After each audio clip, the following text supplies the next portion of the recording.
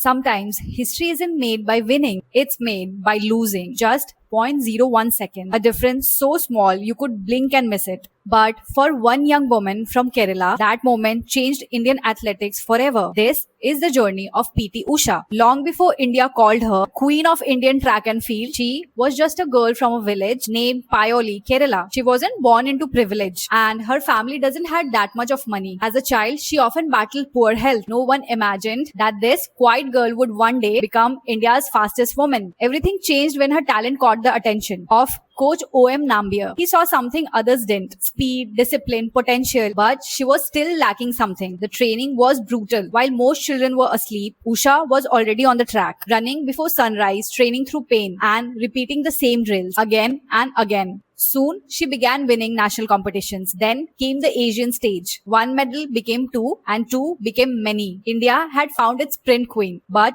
her biggest test was still waiting. The year was 1984, the LA Olympics. For the first time, an Indian woman had reached the final of the 400-meter hurdles. An entire nation watched with hopes. The gun fired, and Usha ran the race of her life. Stride after stride, hurdle after hurdle. She was fighting against the best athletes in the world. And then the finish line. She looked at the scoreboard and fourth place. She had missed the Olympic bronze medal by 0.01 seconds. For many athletes, that heartbreak would have ended everything, but not for PT Usha. Instead of letting the defeat define her, she turned it into fuel. And 2 years later, at the 1986 Asian Games in Seoul, she delivered one of the greatest performances in Indian sporting history. She won 4 gold medals and 1 silver medal. She didn't just return, she dominated. Over the course of her career, PT Usha won more than 100 international medals and inspired generations of Indian athletes. But perhaps her greatest contribution came after retirement. She founded the Usha School of Athletics because she knew records can be broken, but dreams must be passed on. Today, many of Indian young athletes train under the system she built. Her legacy isn't just measured in medals. It measures in the life she continues to shape. And what does her journey teaches us? That people always remember the medal you missed, but